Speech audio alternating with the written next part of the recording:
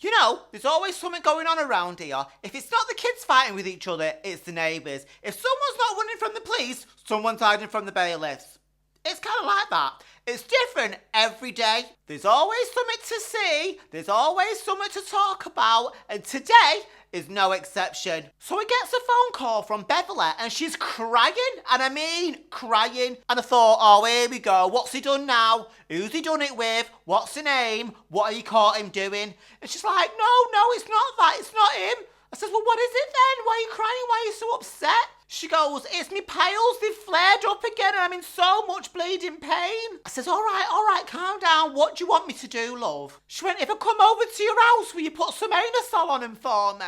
I thought, me and my big mouth, I did ask. I said, yeah, but what about your own? She goes, he won't go near him because they make him sick. Do you mean to tell me he's sat there watching you cry and all he has to do is put a bit of cream on your hemorrhoids and he won't even do that for you? I said, it doesn't make him sick when he's trying to do anything else back there, is it? She starts crying again. She goes, I've tried squatting over a mirror and doing it myself, but I don't know if I'm doing it right.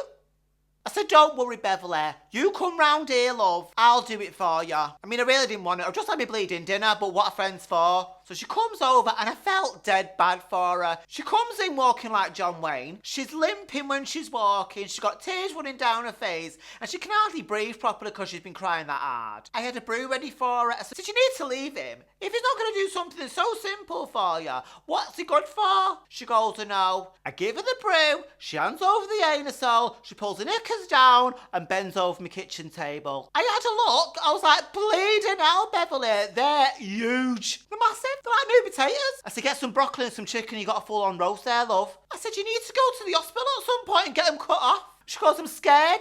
And she goes, I might bleed to death. I said, you won't bleed to death. You can't walk around with them swinging around free in your knickers. And then Dorothy comes walking in, doesn't she? She's looking at us both like that. So what are you doing?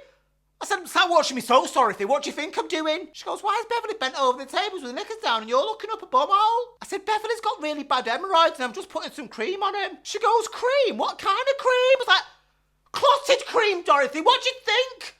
Aerosol. Shouldn't I have asked some bleeding daft questions sometimes? And then she goes to Beverley, do you mind if I take a look? Beverley goes, no. So we're both stood there looking up bleeding Beverley's hole, aren't we?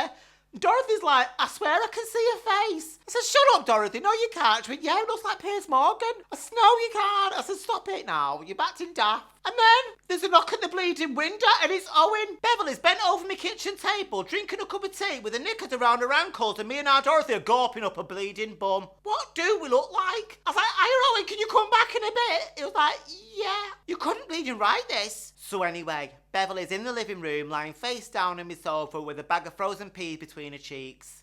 Better wash my hands now.